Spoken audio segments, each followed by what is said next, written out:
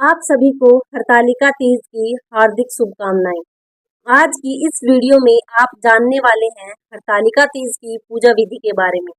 किस प्रकार से इस दिन पूजा की जाती है, कितनी बार पूजा की जाती है, पूजा का विधान क्या है, कौन सी बातें आपको इस दिन जरूर से ध्यान रखनी चाहिए। अगर किसी महिला को इस दिन पीरियड्स हो जाते हैं तो पीरियड्स में आप पूजा कैसे कर सकते हैं और इस व्रत का पारण कब किया जाता है, यह सारी बातें आज के इस वीडियो में मैं आपको बताऊंगी। हरतालिका तीज का व्रत हर साल भाद्रपद मास के शुक्ल पक्ष की तृतीय तिथि को मनाया जाता है। मान्यता है कि इसी दिन देवी पार्वती ने भगवान शिव को कठिन तपस्या के बाद पति के रूप में प्राप्त किया था। सभी सुहागिन महिलाओं के बीच में यह व्रत बहुत ही खास होता है, क्योंकि इस व्रत को एक तो बहुत ही कठिन नियमों के साथ रखना होता है। यह व्रत निर्जला रखा जाता है, जिस तरह से छठ की पूजा होती है। नहाए खाए के साथ उसी तरह से यह व्रत भी प्रारंभ होता है। एक दिन पहले ही आपको शुद्ध सात्विक भोजन करना होता है और अगले दिन आपको पूरे 24 घंटे के लिए निर्जला रहना होता है। हालांकि कुछ विशेष परिस्थितियों में इस व्रत को आप जल और फल दोनों के साथ में रख सकते हैं। जैसे कि कई बार परिस्थितियां ऐसी होती है कि कोई प्रेग्नेंट लेडी हो या स्वास्थ्य ठीक ना हो, तो ऐसी स्थिति में भी इस व्रत का जल और फल के साथ रख सकते हैं। लेकिन आपको जिस तरह का भी व्रत रखना होता है, उसका संकल्प आपको सुबह के समय जरूर लेना होता है। फिर दिन भर में उसी तरह के नियमों का पालन करना चाहिए, क्योंकि निर्जला रखने से दिन भर में हो सकता है आपको बहुत ज्यादा वीकनेस हो जाए।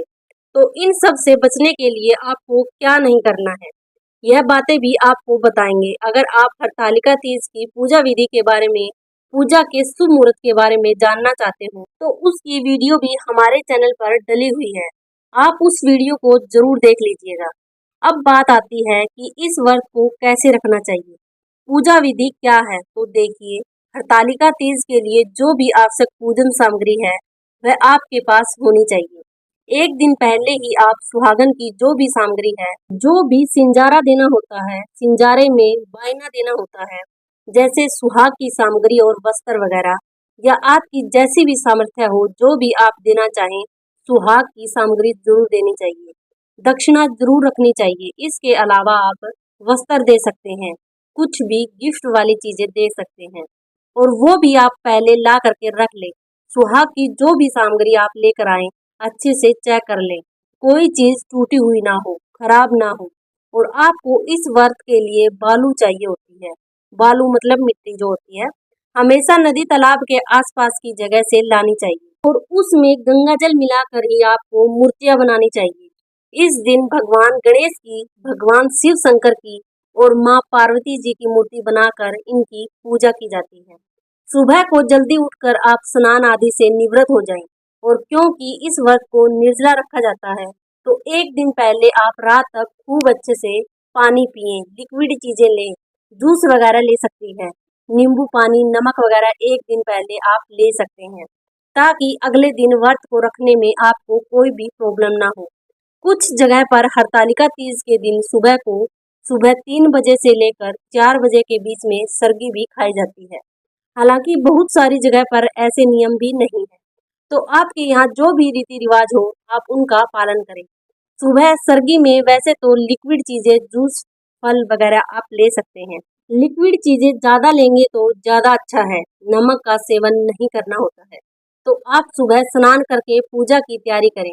अपने घर के मंदिर में गंगा जल छिड़क कर पवित्र कर लें। पूजा करने से पहले हर सुहागिन महिला को अच्छे से श्रृंगार कर लेना चाहिए। हो सके तो नए वस्त्र धारण करें, नहीं तो वस्त्र साफ सुथरे धुले हुए होने चाहिए। भूल से भी काले या भूरे रंग के वस्त्र का प्रयोग आज के दिन पूजा में नहीं करना चाहिए। तो अब आप सबसे पहले भगवान गणेश जी की पूजा करें। जो भी तस्वीर या मूर्तियां आपके पास पहले से हैं, आप उनकी पूजा सुबह के समय कर सकते हैं। हाथ में जल, पुष्प और अक्षत लेकर आपको व्रत का संकल्प लेना होता है और भगवान का, देवी देवताओं का आह्वान आपको करना होता है। संकल्प लेने से पहले आप घर के मंदिर में दीप जला लें। दीपक कभी भी खाली नहीं जलाया जाता है।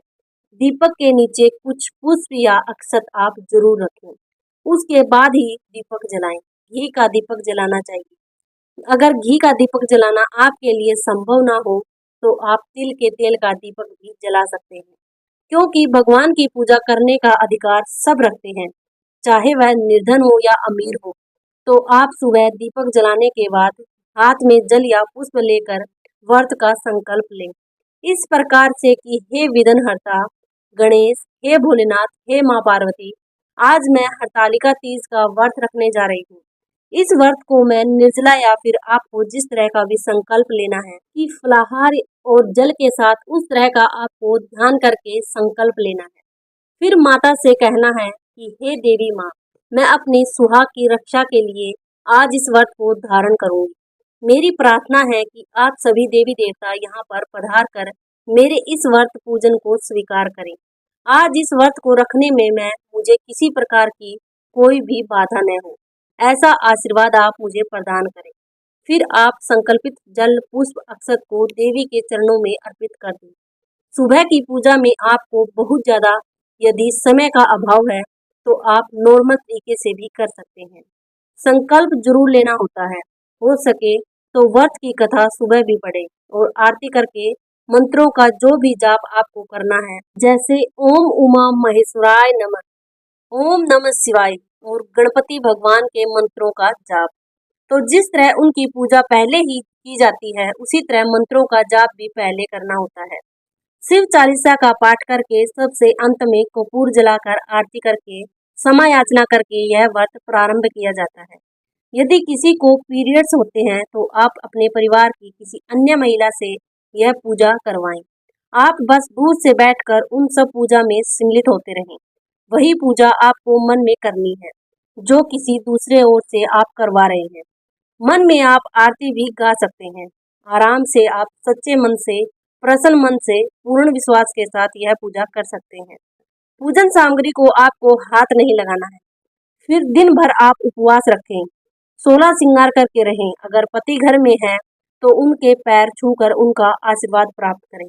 घर में जितने भी बड़े बुजुर्ग हैं, सासू माँ, ससुर जी, सबके पैर छूकर आपको सुबह आशीर्वाद उनका लेना चाहिए।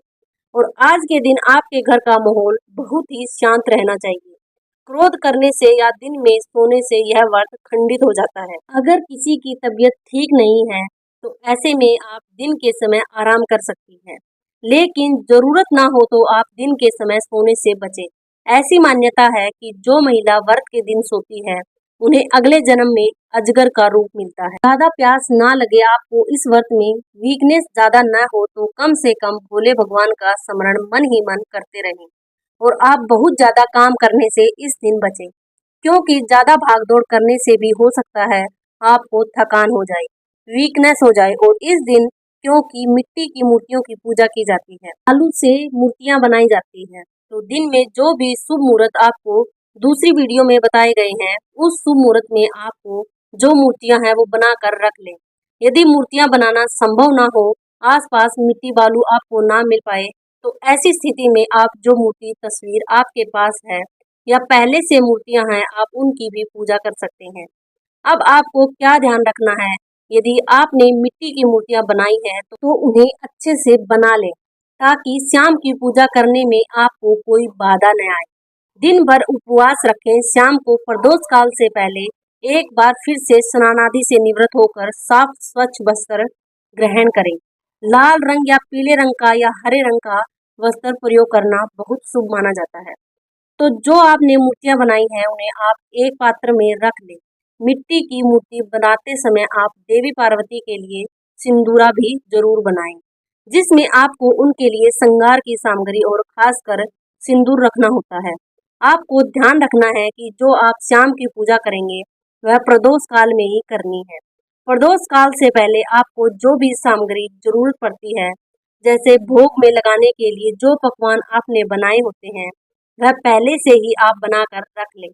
भोग हमेशा स्नान करने के बाद ही बनाना चाहिए। कई जगह पर आज के दिन गुंजिया मालपुए का भोग लगाया जाता है, तो कुछ जगह पर चूरमे का भोग लगाया जाता है। कुछ जगह पर आज के दिन पक्का भोजन बनाया जाता है, जैसे कि खीर, पूरी, पकवान आदि, जो जैसे जिसकी जहाँ जो भी परंपरा है उसके अनुसार आप भोग लगाएं। साथ में आप फल मिठाई भी रख लें। हो सके तो पंचमेवा या 5 तरह के फल या 5 तरह की मिठाई भी भोग में लगा सकते हैं। आपकी सामर्थ्य है, आप उसी के अनुसार काम करें। शाम के समय एक बार फिर से देवी देवताओं को स्नान कराया जाता है। स्नान कराने के बाद उन्हें तिलक लगाया जाता है। गणपति भगवान को सिंदूर का तिलक, देवी पार्वती को सिंदूर का तिलक और भोलेनाथ को चंदन का तिलक लगाया जाता है। भोलेनाथ को सफेद फूलों की माला, गणपति भगवान को और देवी पार्वती को लाल फूल अर्पित किए जाते हैं। आज की पूजा में आपको चौकी जरूर लगानी चाहिए। एक साफ चौकी पर साफ पीला या लाल वस्त्र बिछाकर उसके ऊपर ही मूर्तियों को स्थापित करके आपको पूजा करनी चाहिए। अगर हो सके तो कलश की स्थापना भी आप कर सकते हैं।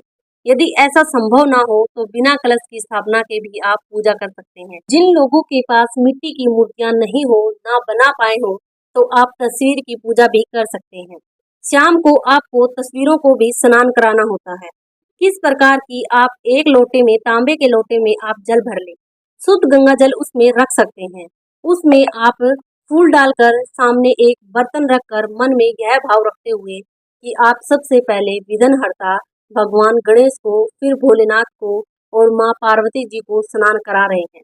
उन पर छींटा देते हुए आप उस पात्र में जल डालते रहिए। इस प्रकार से आप मूर्तियों का स्नान करा देंगे। अगर आपने मिट्टी की मूर्तियों का स्नान कराना है तो आप उन पर भी इसी तरह से स्नान कराएं। और फिर जो यह पात्र में रखा हुआ जल है, इसे आप अपने घर में या आसपास जो भी गमले आपके हो उनमें आप विसर्जित कर सकते हैं। लेकिन यह जल आपको तुलसी जी के पौधे में नहीं डालना चाहिए। अब आपको प्रार्थना करनी चाहिए कि हे गणपति महाराज, हे भोलेनाथ, हे देवी माँ, आज मैंने हरतालिका तीज का व्रत रखा है। अब आप कृपया यहाँ पर पधार कर मेरी यह पूजा, मेरा यह उपवास स्वीकार करिए। इसके बाद आपको अग्नि देवता का आह्वान करके दीपक जलाना चाहिए। अगर आपने कलश की स्थापना की है तो कलश में स्थापित सभी नवग्रहों का आपको ध्यान करके उनकी पूजा भी करनी चाहिए। मूर्तियों को आप तिलक लगाएं, उनका श्रृंगार करें, उन्हें वस्त्र अर्पित करें। आज आपको भगवान शिव को जनेऊ अर्पित करनी चाहिए, भगवान गणेश को जनेऊ अर्पित करनी चाहिए और माँ पार्वती को श्रृंगार की सामग्री अर्पित करनी चाहिए। श्रृंगार की जो भी आवश्यक सामग्री है वह देवी माँ को छुआ कर आप उन्हें एक तरफ रख दीजिए और बाद में इसका दान आपको कर देना होता है। दान आप आसपास के मंदिर में जो भी पुजारिन होती है उन्हें दे सकते हैं, या आप यदि सुहागिन है तो इस सामग्री को आप खुद भी बाद में इस्तेमाल कर सकती हैं। मंत्रों का जाप करते हुए, जैसे कि ओम उमा महेश्वराय नमः, ओम नमः शिवाय और गणपति भगवान की पूजा करते समय ओम गम गणपते नमः इस मंत्र का जाप करते हुए आप उन्हें भोग लगाएं। भोग में आप लड्डू, मोदक का पान, सुपारी, इलायची का भोग गणपति भगवान को और भगवान शंकर को फल मिठाई का भोग लगा सकते हैं। भांग, धतूरा, बेलपत्र, समी पत्र का भोग लगाएं और देवी पार्वती को आप फल मिठाइयों का भोग लगाएं। या जो भी पकवान आपने आज के दिन बनाए हैं, गुंजिया, मालपुए या पक्का भोजन का, आप उनका भोग शाम के समय लगाएं। शाम के समय ही आपको इन सभी चीजों का भोग लगाना है। सुबह की पूजा में आप केवल फल या मिठाई का भोग भी लगा सकते हैं। अगर आपके पास शिवलिंग है तो शाम के समय आप शिवलिंग का अभिषेक कर सकते हैं। यदि शिवलिंग ना हो तो शाम की पूजा जब आप अपने घर पर संपन्न कर ले, उसके बाद आसपास के मंदिर में जाकर शिवलिंग का अभिषेक भी आपको करना चाहिए। शाम के समय अगर आप ना कर पाए तो सुबह आप शिवलिंग का अभिषेक जरूर करें, क्योंकि आज के दिन शिवलिंग का अभिषेक करने से भोलेनाथ बहुत प्रसन्न होते हैं और आपकी मनचाही इच्छा भी पूर्ण करते हैं, क्योंकि यह व्रत सुहाग से जुड़ा है। अगर हो सके तो शाम की पूजा आपको पति के साथ बैठकर ही करनी चाहिए।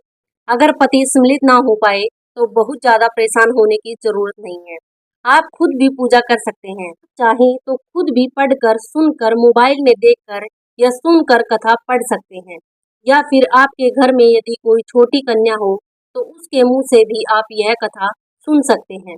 कथा कभी भी खाली हाथ नहीं सुननी चाहिए। कथा करते समय, पूजा करते समय आपका सर ढका होना चाहिए और कथा सुनते समय आपके हाथ में पुष्प और अक्षत होने चाहिए। कथा समाप्ति के बाद श्रद्धा और विश्वास के साथ इन पुष्पों को, अक्षत को देवी माँ के चरणों में अर्पित कर देना चाहिए। आपने माता पार्वती के लिए जो सिंदूरा बनाया है उसमें आपको सिंदूर भरना चाहिए। जब आप देवी पार्वती का श्रृंगार करें उस समय 7 बार उनकी मांग में यह सिंदूर लगाया जाता है, जिसे आप अगले दिन व्रत खोलते समय वापस देवी माँ से मांगते हैं। तो शाम के समय अपनी सासू माँ को, अपनी ननद को या किसी भी सुहागिन महिला को जो बायना दिया जाता है, जिसे सिंजारा भी कहते हैं, वो सारी सामग्री आपको शाम के समय पूजा करते समय रखनी चाहिए। बायना जिसे कि सिंजारा कहते हैं, उस सिंजारा में आपको जो भी श्रृंगार की आवश्यक चीजें हैं, जैसे चूड़ी, बिंदी, नेल पॉलिश, सिंदूर, महावर और इसके अलावा आप जो भी गहने आदि देना चाहते हो, वो भी आप दे सकते हैं। चूड़ी बिंदी के साथ पायल बिछुए भी दे सकते हैं। आप इसके अलावा जो भी वस्त्र है, कुछ भी आप गिफ्ट देना चाहते हैं, वो भी रख सकते हैं। साथ में कुछ फल या मिठाई और दक्षिणा जरूर रखें। कोई भी दान हो, कोई भी बायना हो, बिना दक्षिणा के वो अधूरा ही रहता है। तो आप जिन भी महिलाओं को ये सिंजारा देंगे, उनके चरण छूकर उनका आशीर्वाद भी जरूर लें। यदि किसी महिला को पीरियड्स होते हैं, तो वह उसके बाद में जब भी शुद्ध हो जाए, तो उसके बाद यह श्रृंगार की जो भी वस्तुएं हैं, जो भी सामग्री है, वह अपने परिवार की महिला को दे सकती है।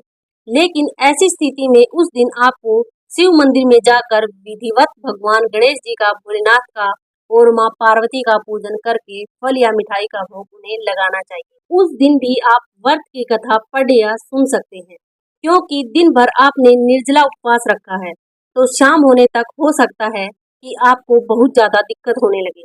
आप बस भगवान का ध्यान रखते रहें, माता पार्वती से शक्ति मांगे, सामर्थ्य मांगे कि वह आपके इस व्रत को सफल बनाए, आपके व्रत को स्वीकार करें।